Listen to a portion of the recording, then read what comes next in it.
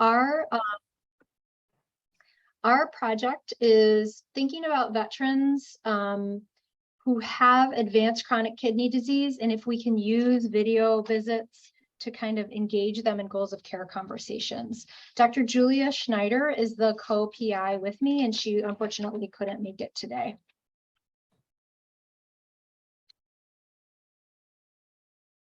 Here's our team, which is so exciting for me as a geriatrician and palliative care specialist to be working with nephrology faculty as well as primary researchers. And you can see the list here of all the wonderful people working together on this project, including Dr. Schneider, Dr. Stroop, Dr. Markosian, Alexi Valkamp, Dr. Valbele, and Dr. Ray, who got her PhD during the course of our SERWA funding. So it's so exciting. So why this project and why now? As a geriatrician and palliative care specialist, I'm keenly aware that medical research often ignores our most vulnerable population. The older adult population with advanced chronic illness, such as chronic kidney disease, has high healthcare utilization rates. And based on our prior quality improvement initiatives, we discovered that they often have limited documentation of their preferences for life-sustaining treatments.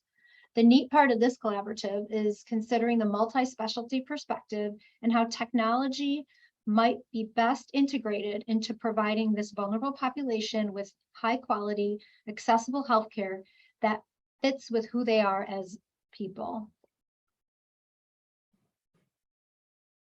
So what is a goals of care conversation? It's a discussion between patients, surrogates, and their healthcare teams.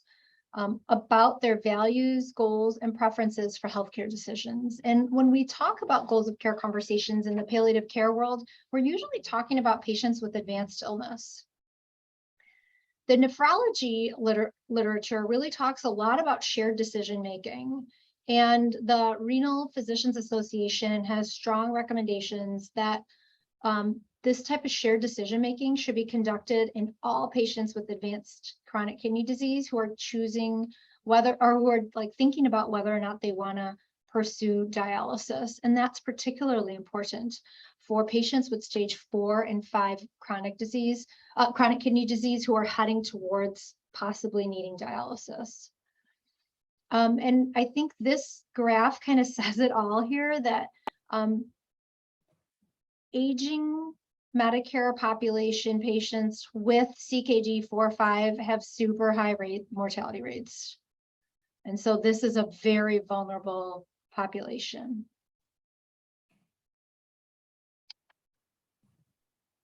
The Choosing Wisely campaign, based on the American Society of Nephrology, really made a strong recommendation to not initiate chronic dialysis without ensuring a shared decision-making process among patients, their families, and their physicians. And so in the nephrology world, like I said, it's called shared decision-making. In the palliative care and geriatrics world, we call it goals of care conversations. And, you know, studies show that 90% of patients on dialysis report wanting to have such a conversation, and yet only less than 10% report having done so, or like they're aware that they've had this, and less than 50% complete advance directives.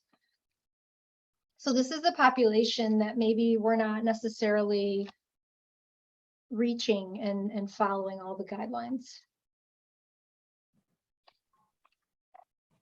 The VA was an early adapter to technology to expand veteran access to care. And we saw this so poignantly during the pandemic.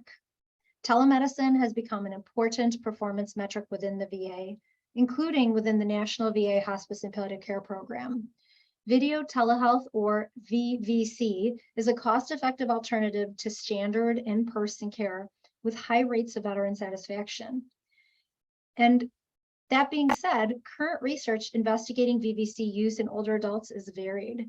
Some studies of older adults utilizing VVC show high rates of acceptability, and it's been used to complete advanced care planning in geriatric populations. However, another study we found concluded that patients are less likely to prefer VVC if they were over the age of 65 and if they had chronic conditions.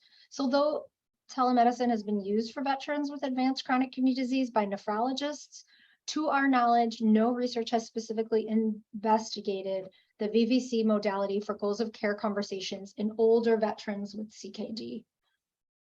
And so our research aims were threefold.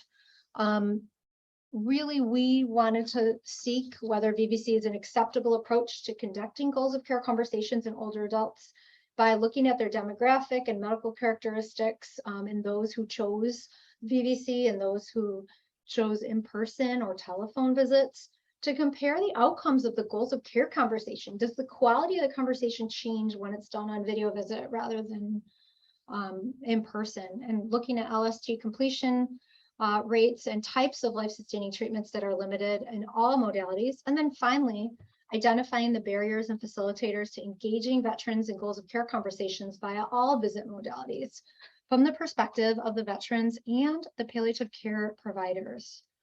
I have a little bit of preliminary data to show you. We're still in the process of scheduling about 6 patients.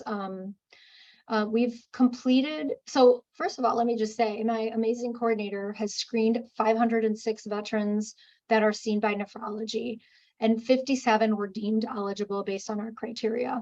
28, or about half of them, have completed their visits. 6 are in process or scheduled. 16 declined, 4 died, and 3 were discontinued for unknown reasons. So 7% of our population died within this 18-month trial. And so that kind of says something about how sick these patients are. Taking a look at the visit modality, 2/3 preferred the in-person, and then about 10 of the patients either preferred VVC or they had no preference. And so just wanted to give you kind of like a quick peek at that. We have a qualitative research component to this, and we've been interviewing with the expertise of the rest of the research team, interviewing patients and palliative care providers.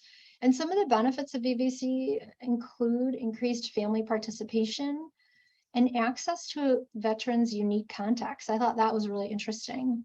So in the geriatric world, we know that we have a significant proportion of our patients who are home care patients.